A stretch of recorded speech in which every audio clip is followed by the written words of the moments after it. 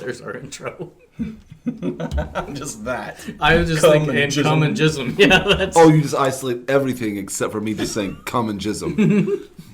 That would be actually now we'll use both of those, stack them up side by side, so it just makes it look like you say it all the time. Yeah. Put a come and jism. Come and jism. No, put a beat. Come and jism. Come and jism. Put a beat to it. Megatron must be stopped, no matter the cost.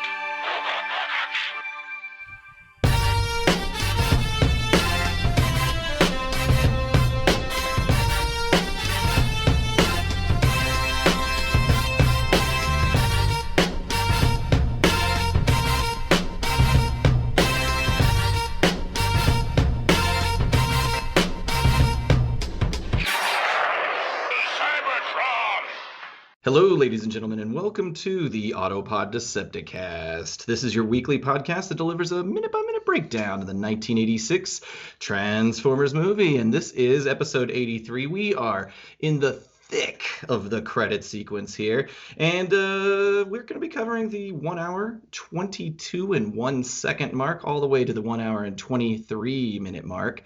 And guys, there's no time for a nerdy, nostalgic, frivolous intro. Let's just get right into it. I am your host, Aaron. Oh, I am Ryan. And hi, I'm Caleb. And joining us from the Seattle, Washington area, purveyor of stuff and things that are on his mind every week, a delightful commentator of things happening in pop culture, and a longtime lover of the Transformers brand, Mr. Mike Seibert. Welcome to the show. Hi, I'm Mike Seibert. I've seen the movie a bunch. I'm a really nice person. Want to hang out in an elevator with me? I wondered if you were if you'd listen to that. Oh no! How much have you listened to Caleb's various impressions? Well, I think it's been quite a bit. I'm picturing him like from Taxi Driver right now, like lifting weights, got a mohawk. Yeah. No, I have not laughed that hard and that uncontrollably since the Ghost got a job at TJ Maxx. It was just, I mean, it was hilarious.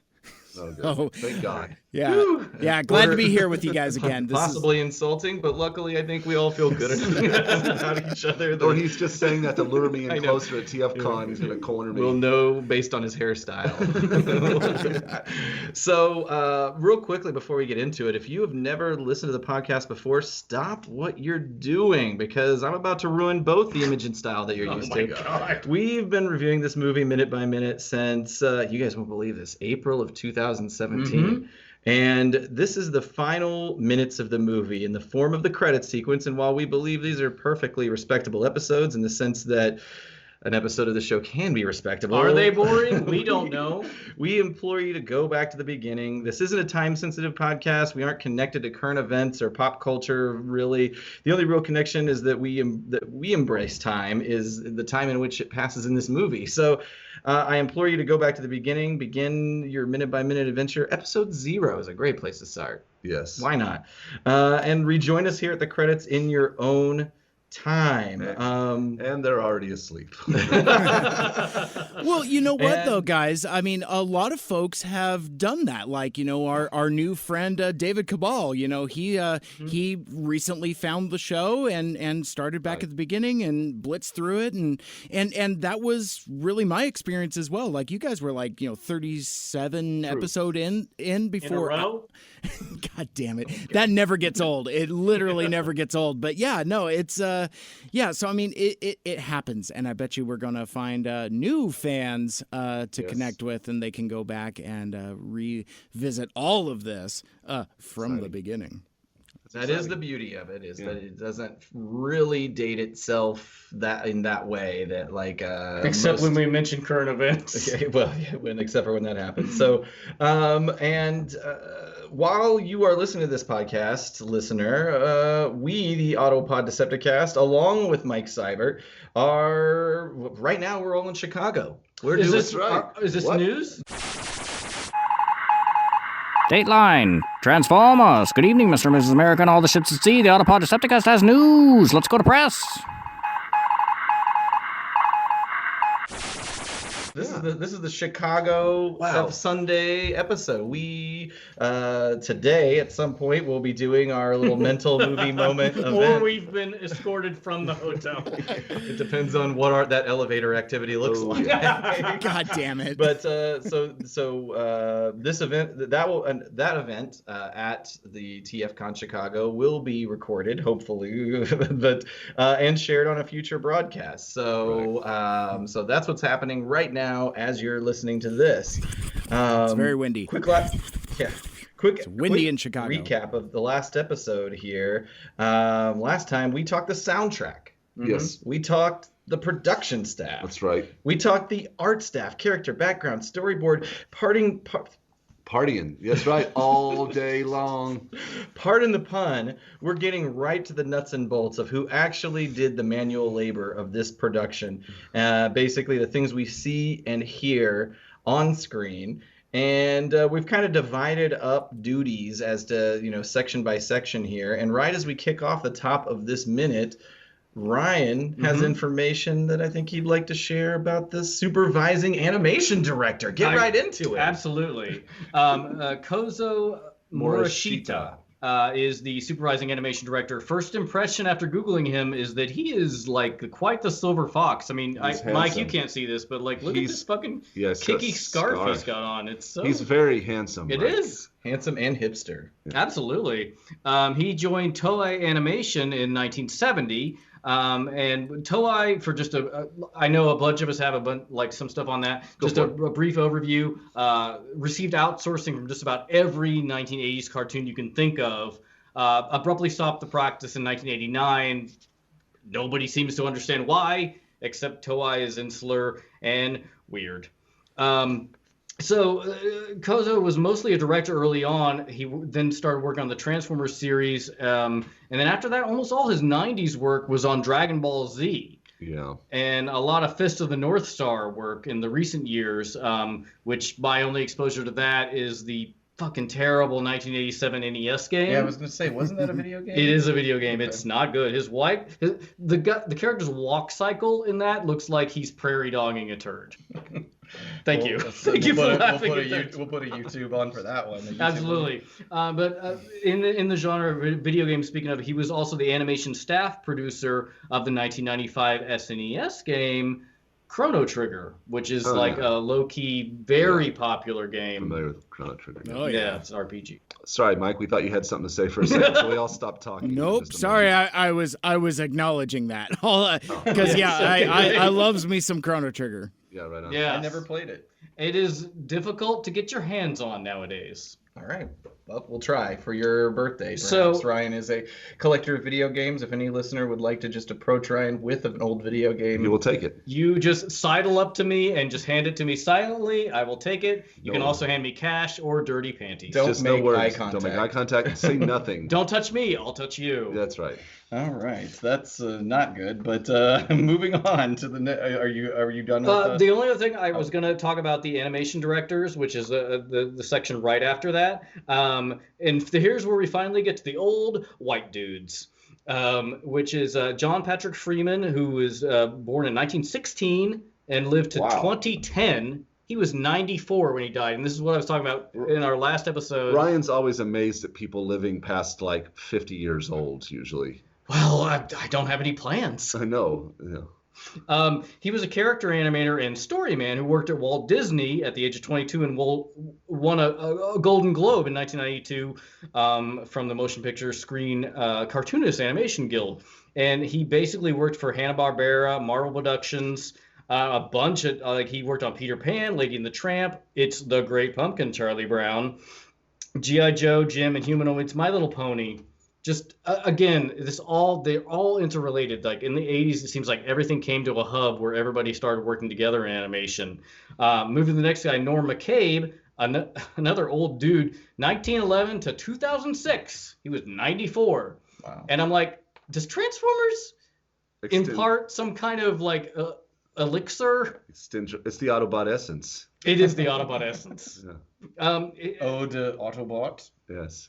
He worked on Pink Panther, The Bear Who Slept Through Christmas. Does anybody remember that short? Nope.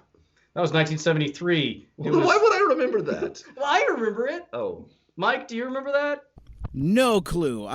That's a blank spot for me. I have no idea what you're talking about.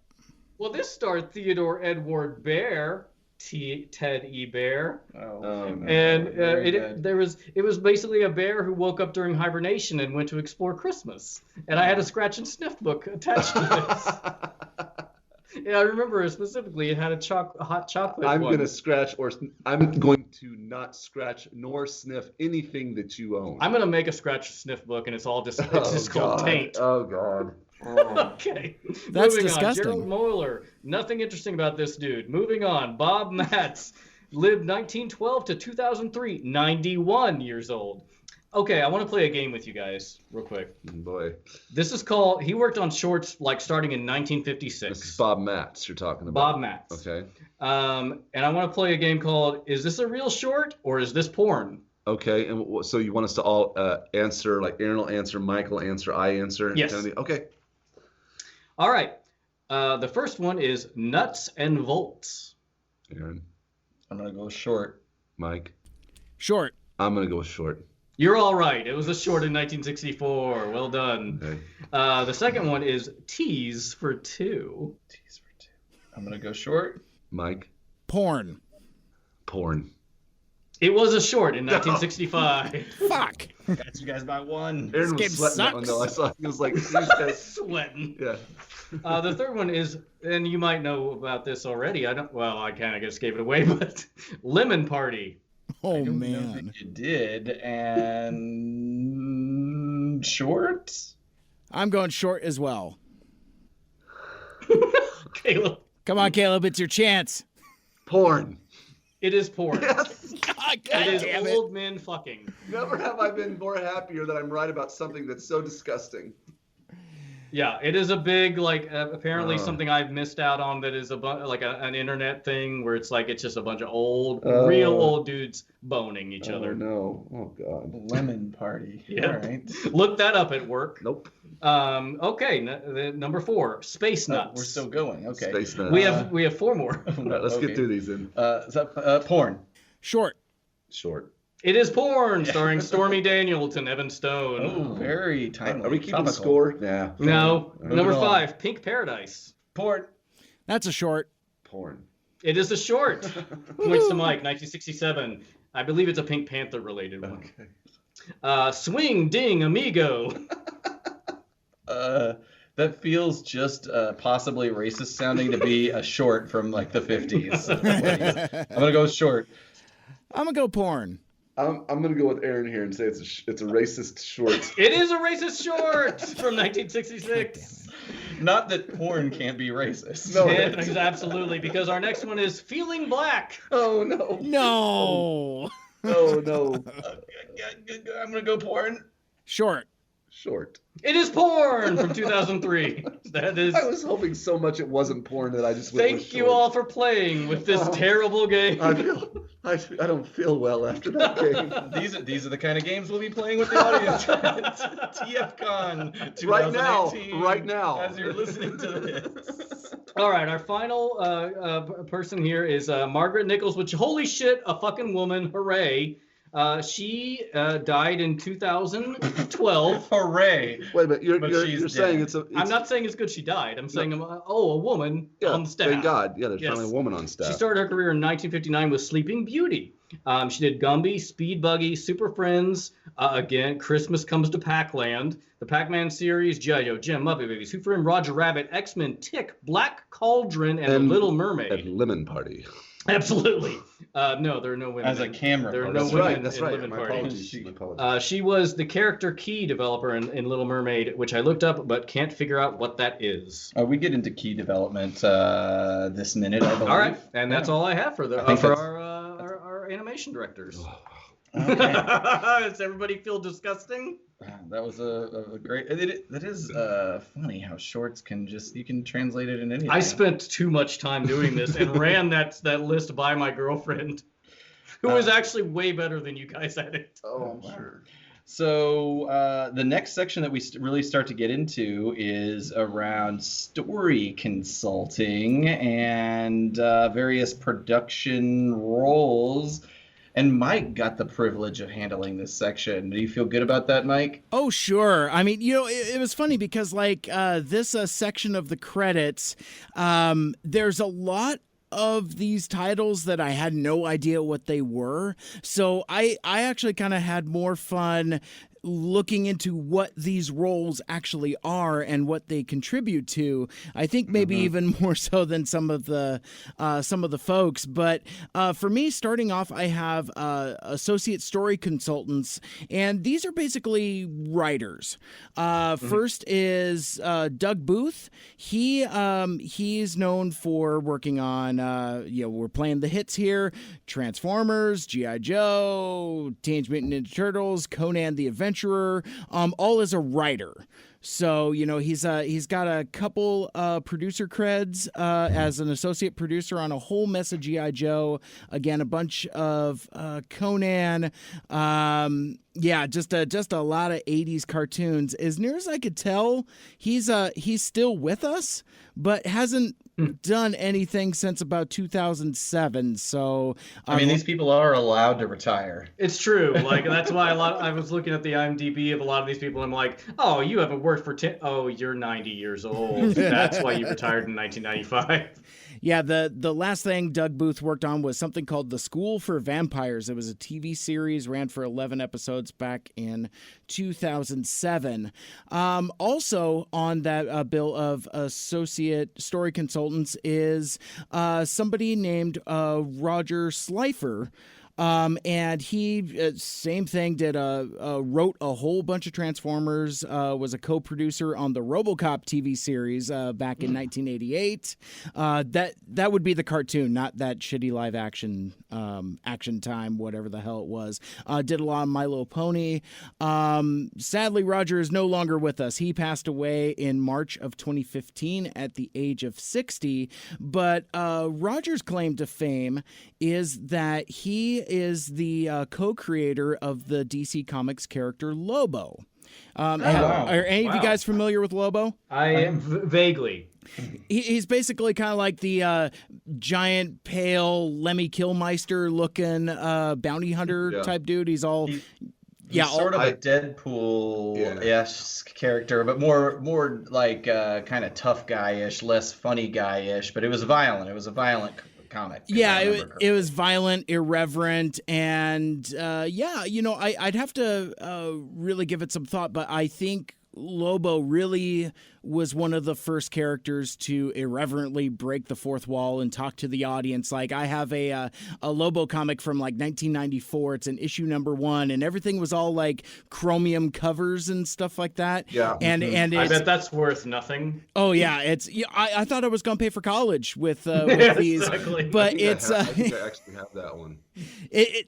I've used it as wallpaper. Yeah, so Lobo has a chromium enhanced zipper on his front area, and he's like, I got your cover enhancement right here. So that's nice. That's kind of Lobo in a nutshell. But yeah, Roger Slifer, co-creator of Lobo and story consultant, associate story consultant on Transformers the movie. We move on to production secretaries. Now, Ryan was talking about some ladies. We got a trio of ladies. We got Joyce Masterson, Joan Davis, and Debbie Lehrhoff. And a production secretary is basically let's see. This is more than a traditional secretarial role. It could be less depending upon the production and the company you're working for. So it's more or less. More or less. Yeah, see, I was like reading that. I'm like, is that right? It's like, no, just read the copy as I wrote it. Ron Burgundy, come on. The production secretary is responsible for production paperwork, such as typing and filing contracts, letters, documents, and script changes, and photocopying, faxing documents as required. So yeah, basically for all three of these ladies, their only credit on IMDb is Transformers the movie. Interesting. And I'm sorry, Joan Davis also worked on My Little Pony the movie. But yeah, this was like their only thing. Next up are a couple translators, and you know what? I didn't go through the amount of drilling and practicing and all that on the pronunciation, so You did, Ryan, so that's okay. fuck it, I'm not even going to try it. But basically what a translator does in a movie, there are only 2 credited translators. There are different categories for what constitutes as translation. There's translating written materials, including scripts and articles needed to support the film production. And then there's also dubbing and the creation of subtitles, which could be in several different languages of the film, as well as working on marketing materials.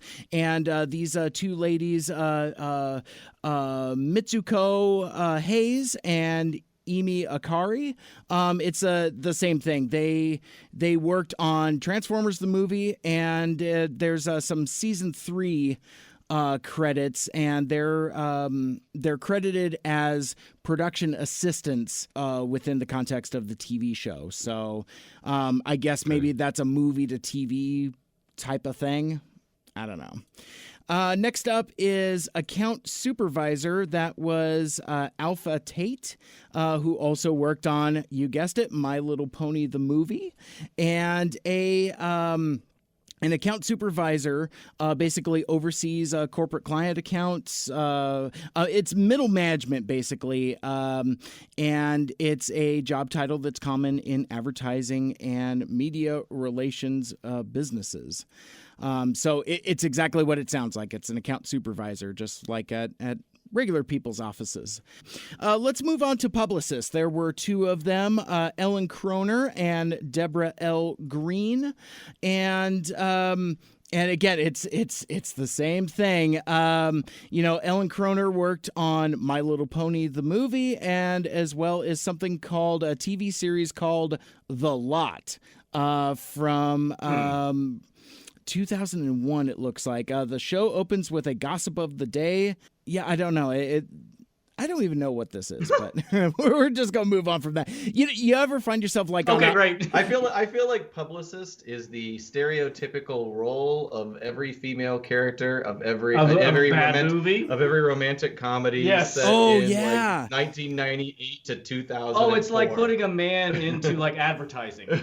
Yeah, it's definitely a movie job, meaning like somebody that works in a movie has, like a job Jennifer Lopez's character would have, or some such like that. Exactly. But yeah, Jennifer Aniston. sure. All the Garner, Jennifers. All the Jennifer Jennifers. Jennifer Jason Leigh. But yeah, publicists generate detailed publicity campaigns, which pitch and position films for the media and in turn for the public. They create press kits, usually include film synopses, production notes, cast and crew credits, and biographies, stills, and of course the electronic press kit.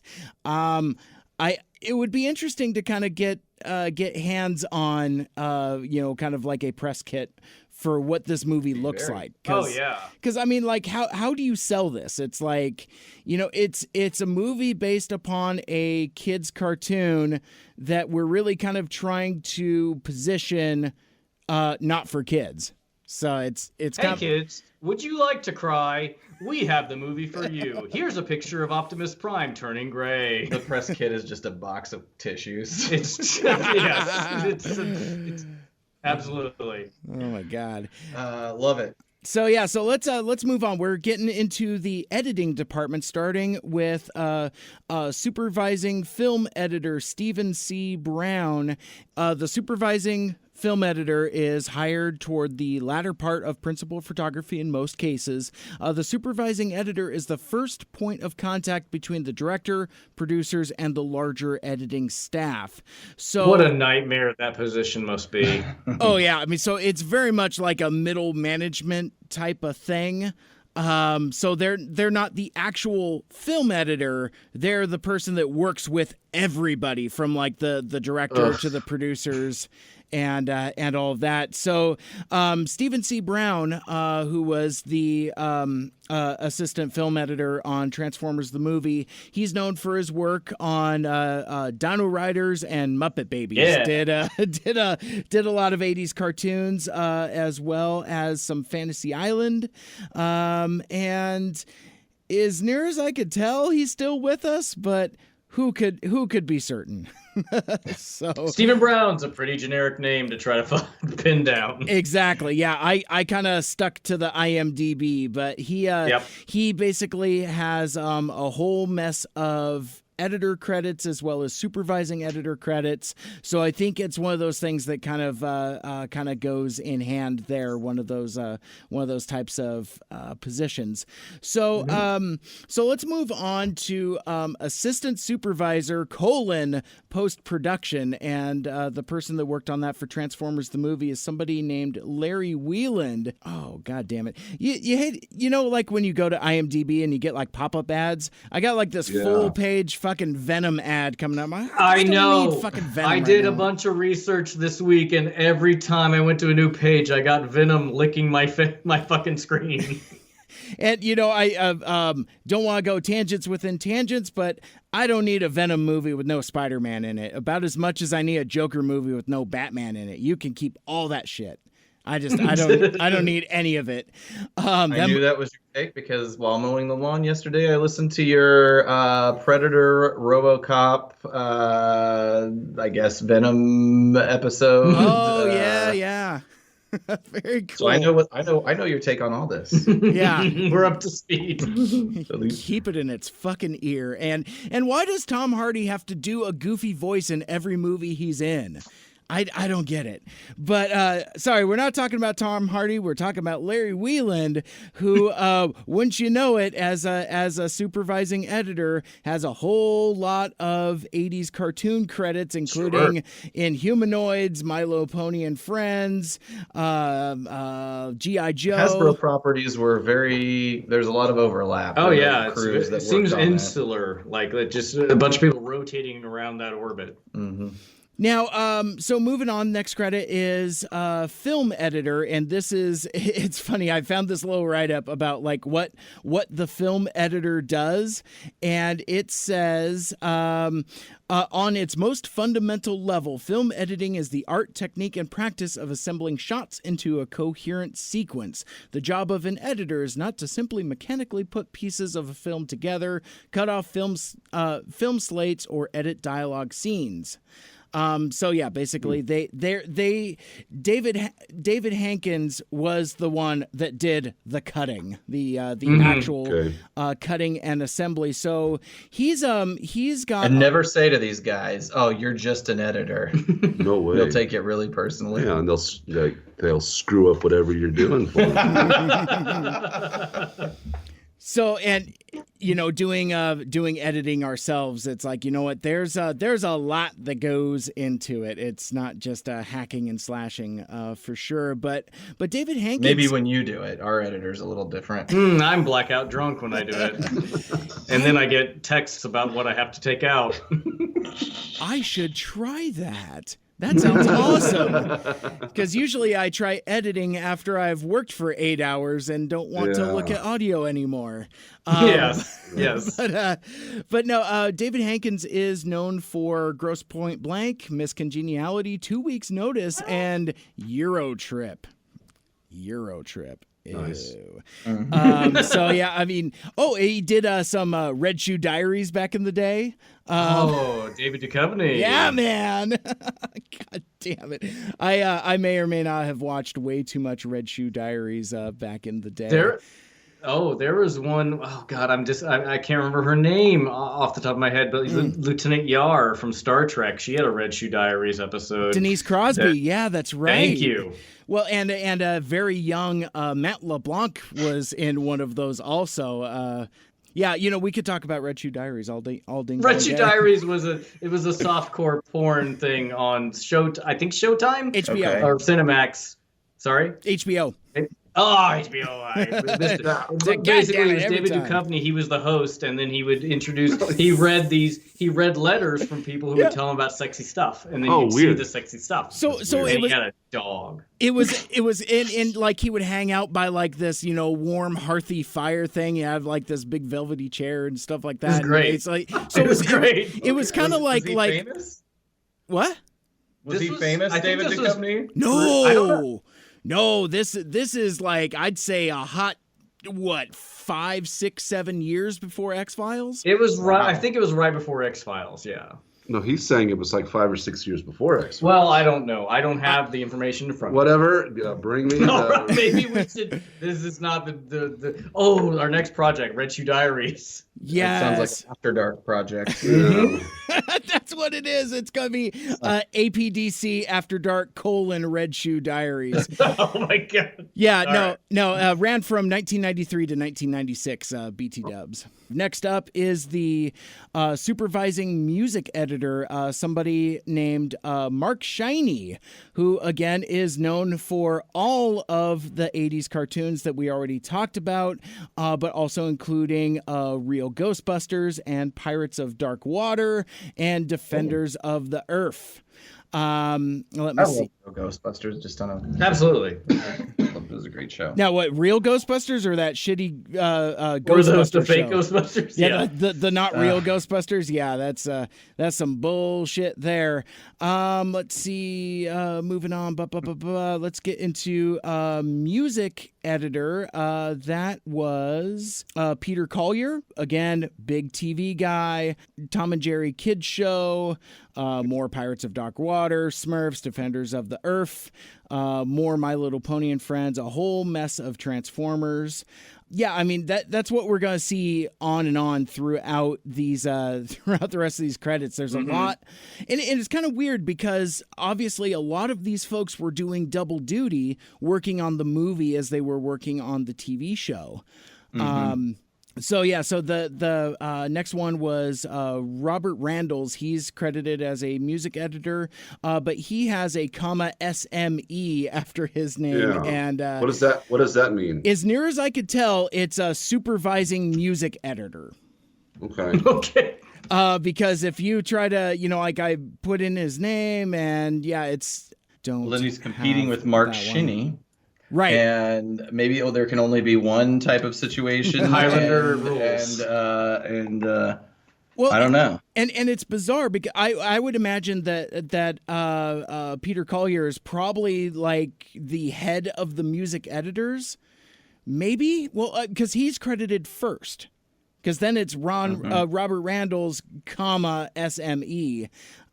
So it's a riddle wrapped in an enigma. But but this guy, see, I don't know. He is known for his work on The Talented Mr. Ripley, The Terminator, 7, and more. So he's got more movie credits. Yeah. Traditional film. Did animation.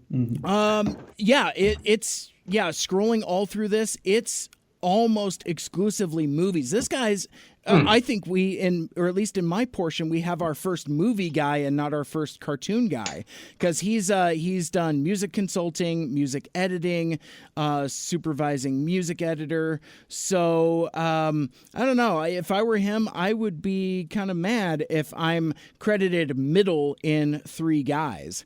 And the third guy was Robert Mayer, and this dude's a TV guy. A $6 Million Man, Knots Landing, Fame the TV Knots series. Landing.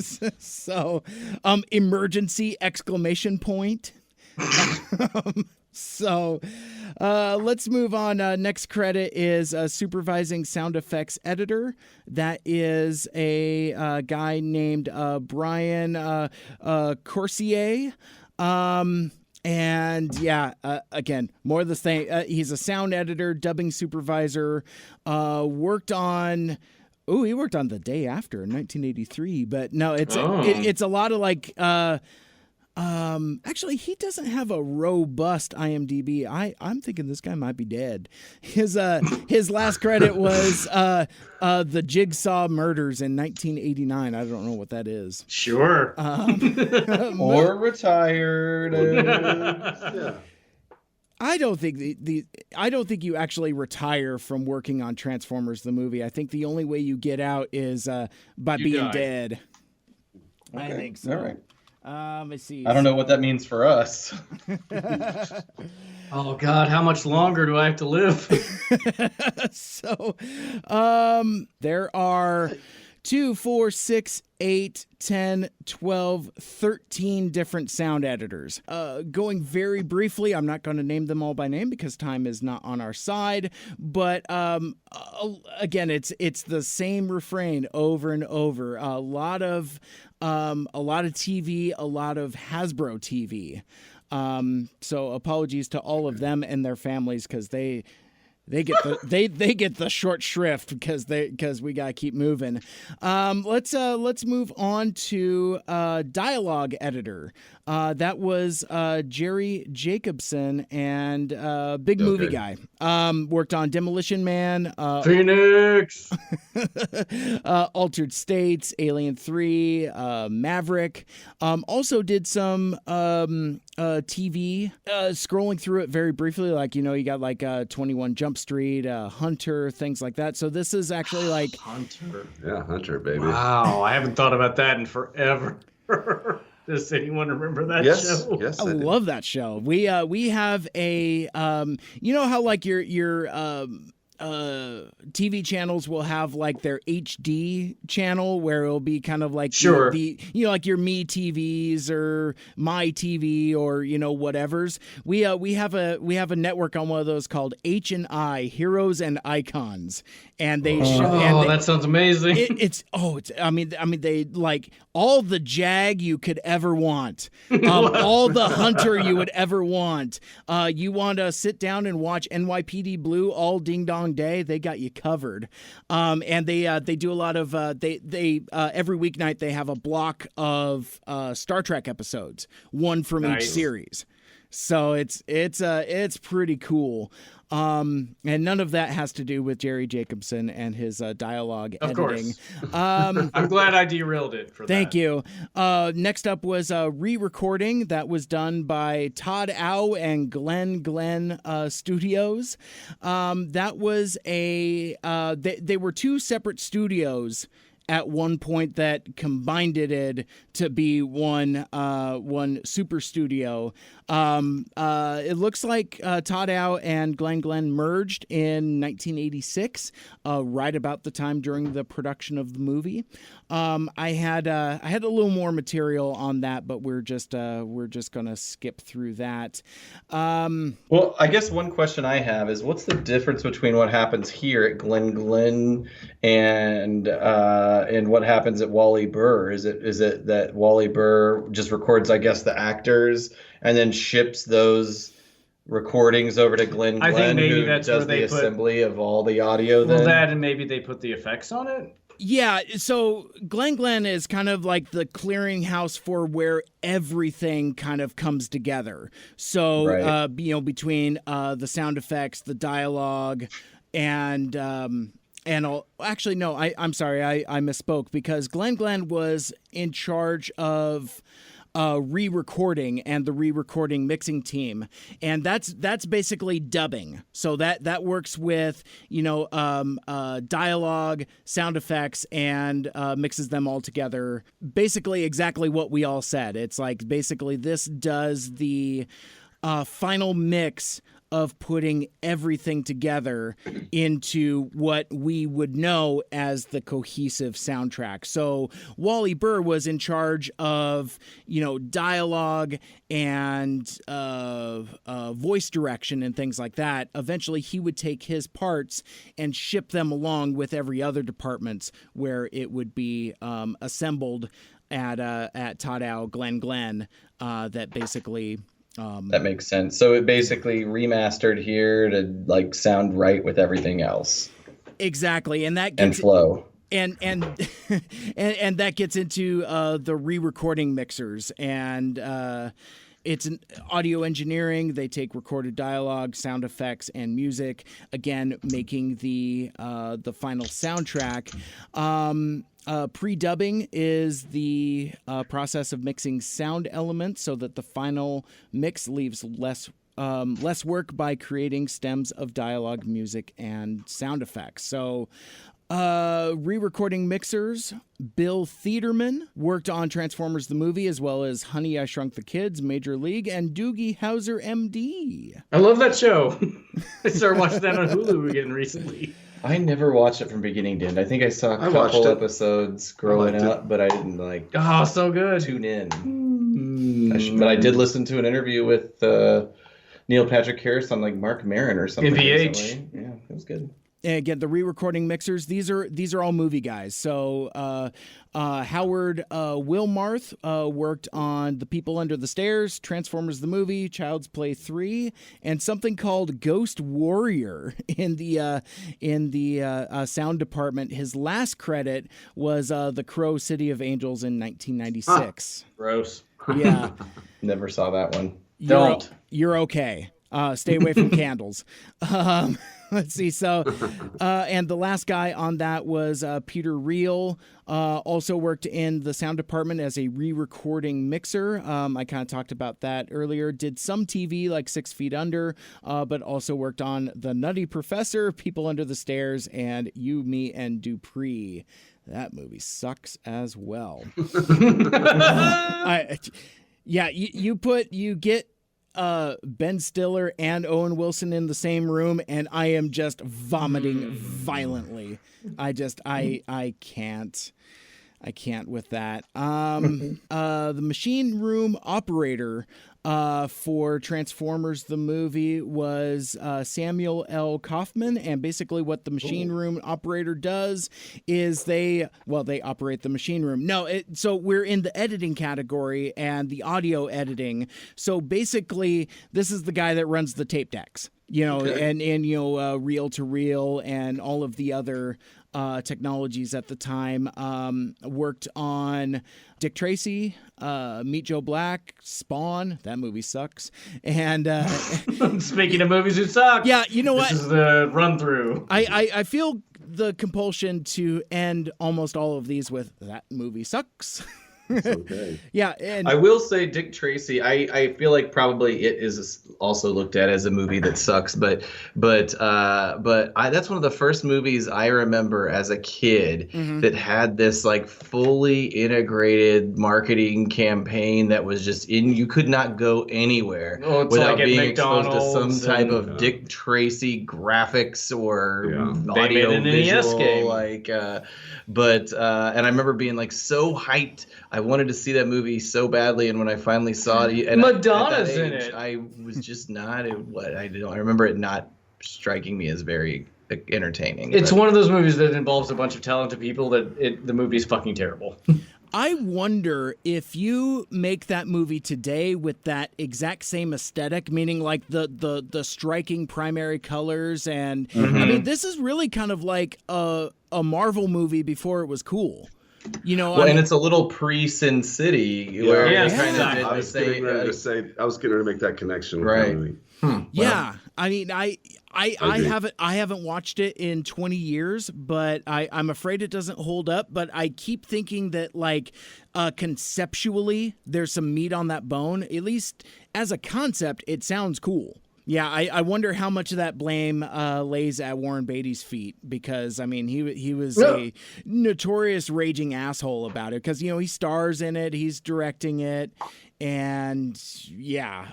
Let's just lay it all there. Yeah, Seems that's like the all buck his stops fault. there. It's all his fault. Sorry to derail us on the Dick Tracy train. The last thing I mentioned, the last thing that I had, jumping ahead, was I had main title design. There were two people that worked on the main titles, one being Bill Miller and the other being Dina Burkett, and both of them worked on Tron and Star Trek: The Motion Picture. Oh, and I That kind of makes see, sense. and I see some connective tissue there, at least visually. But yeah, so and it was weird because like Bill Miller has way more TV credits. Worked on X-Files, 90210, NCIS, Castle, All Over the Road, whereas Dina Burkett has more movie credits. So it's so and both of them worked on G.I. Joe the movie, by the way. And I think that's the first instance of that crossover, at least in my credits.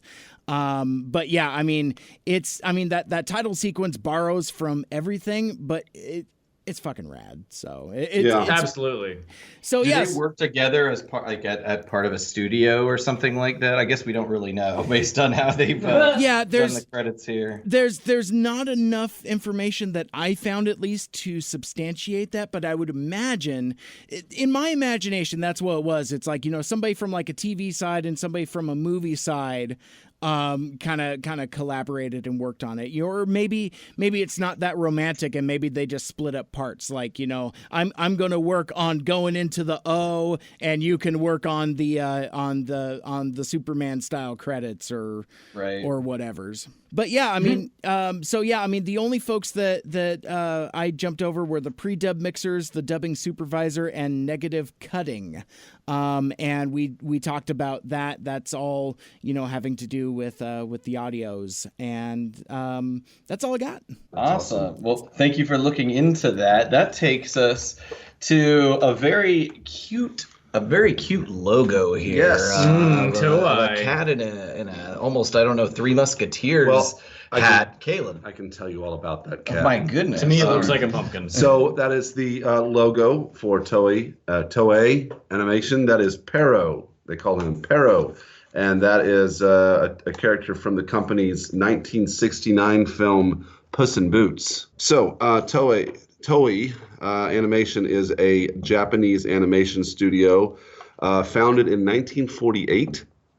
And it is a division of the Greater Toei Company Limited, which is a Japanese film, television, production, distribution corporation based in Tokyo. Toei owns and operates 34 movie theaters across Japan, studios at Tokyo and Kyoto, and is a shareholder in multiple television companies. It's got anime, it's got live action dramas known as tokusatsu, which uses special visual effects and does historical dramas. It's big. It's one of the Japan's big four film studios. I think Toei's animation bread and butter these days is Dragon Ball Z. Yes, seems to be the heavy hitter for them. Like Kozo Morishita. Yeah, Sailor Moon, I think Digimon. So there is actually a Toei Animation Museum that opened this summer in Tokyo that you can go to. God, I want to go to Tokyo. I want to go to Japan. I would love to go to Japan. I just want to hang out in Japan.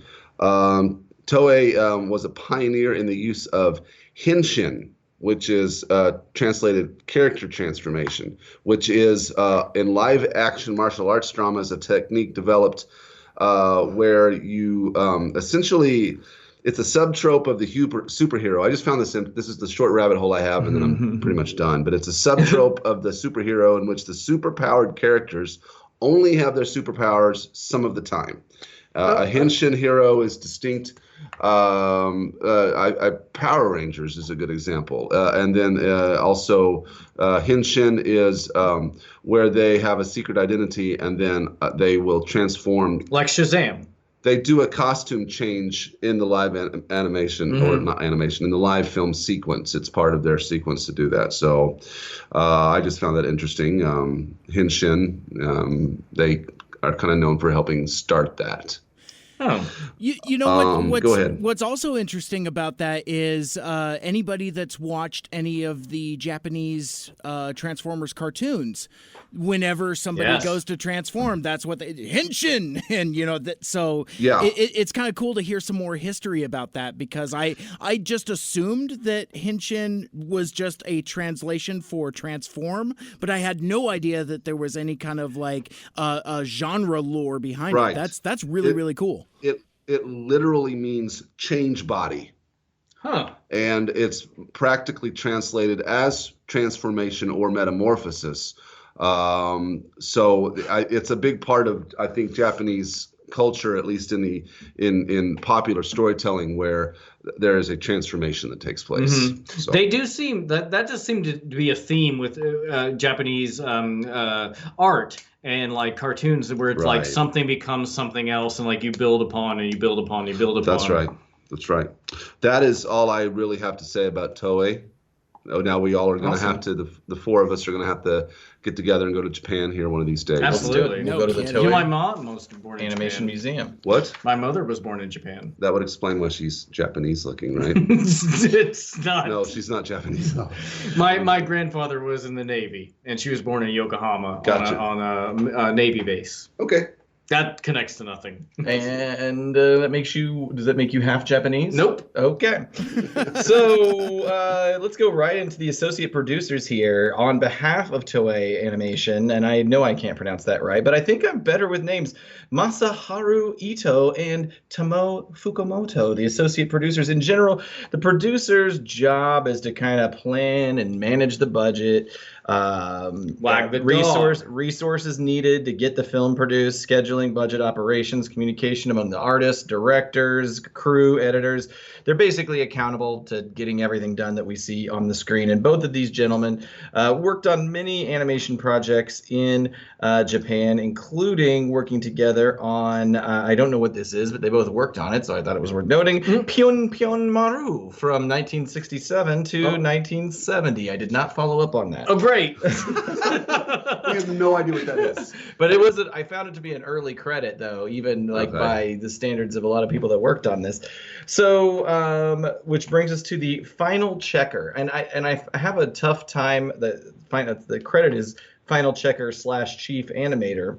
Mm-hmm. Which I have a hard time distinguishing that between the animation director, which Ryan spoke on a little bit earlier, maybe it was even that was earlier this episode. Yep. Okay, but at any rate, I think they're basically equivalent in that basically they have overall responsibility for the quality of the product of the animation and delivering a solid performance of the animation team or from the animation team as a whole, making sure that everybody stays on task to the storyboard, character design, background, motion cleanup.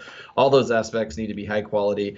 And following that is the assistant checkers, and I look at them as kind of animation supervisors who I forgot about that. I'm sorry. Wow, Ninja Turtles. I know, I'm sorry. The 1990 live action movie was in 1990 anyway.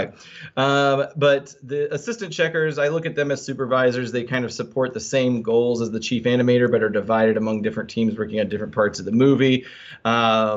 The key animators, that's really a senior level position in the animation world. They're still involved in the creative end, but they generally they're more management, but they do ultimately set up what you might call the key frames of animation, which tends to be extremities. If you're going to animate a punch, you might have the first part of the punch and the last part of the punch would be responsible for that. And it's going to be a different set of animators that will fill in the gaps. Interesting. So they're senior level animators that basically they know they can plot out what that'll look like, and they'll check on the in-betweeners, but more to come on that. Okay. Oh, okay. Stay tuned in the next for episode. Anyone who does not find this completely mind-numbing. Hey, what are you talking about? We're doing a great job. People are loving this. Well, I was going to say, speak for yourself, buddy. The Twitter comments are in, and they love it. So at any rate, Next time on the Autopod Decepticast. so it's going to be more about the people who make the movie look so damn good. We've got the in-betweeners, the background people, the camera folk, the inkers, the painters, The candlestick makers. So first of all, thank you, Mike Seibert of Mike Seibert Radio for being on the show, and much better, more professional podcast. and thanks for being on this program and helping us sort out some of the more technical functions. And thank you for being with us right now as we speak in TFCon Chicago. Yeah. I do appreciate the podcast time warp that we're currently in. I feel like I'm like stuck in the Nexus or something like that, and I'm going to hang out with Captain Kirk being a busy Generations exactly. reference. See, it's no Transformers the movie. Just saying. Hey. Well, we're all in real life together. IRL, right Caleb. now. And at any rate, to close this one out, listen to our show, iTunes, Stitcher, Google Play, and TuneIn. Follow us on our social media, Twitter, Facebook, and Instagram, all of them at APodDcast. Mikey, where can people hang out with you? And may I call you Mikey? Well, Mike is fine, but no, it's funny. I at my previous work, I used to do inventory for a living. I was a manager there for a longest time, and that was kind of my thing because we had like 5 different mics that worked in our district. So to kind of distinguish myself, I kind of spent the majority of my 20s being Mikey. So I've learned to deal with that. But no, it's fine. It's all good. Anyway, you can I've learned to deal with it. Message received, Mike. Well, Chucker, eh? Well, it's one of those things. It's like if people have like a shortened version of their name, it's like, well, hey, do you prefer Michael or this, or I'm like, Mike is fine. So that's always kind of my default answer. But yeah, if you wanted to check out Mike Seibert Radio, you can follow me on Twitter and Instagram and Facebook, all at Mike Seibert Radio. I am not the Mars rover guy. That's a different Mike Seibert. But you can follow the podcast on SoundCloud, Google Play, the Stitcher Radio app, and on Apple Podcasts and iTunes, and just like pretty much the same place these folks are, and yeah, that's all I got. Absolutely. Go check it out. It's great. All right, well, I think that'll do it. Thanks, everybody. Well, can't wait to talk to you from TFCon. Oh, in that elevator. That's right. All right, bye. Okay. Bye.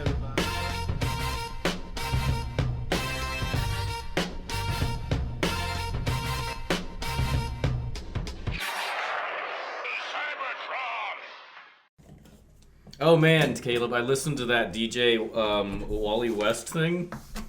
Oh, I'm glad you like that. That was awesome. I loved Of course, see, I knew that you would like it because it's music that's tied specifically to a like something on film. Yeah, it was a little long. I felt it was probably a minute and a half too long. Oh yeah, but I agree. I was like, that Soundwave solo was pretty great. I like how that Soundwave solo didn't really need to exist. It was just sort of an extra. Like that was the one original lyricist type stuff that. I feel like like maybe Soundwave is his favorite. Yeah. Blow cells, where we sell good.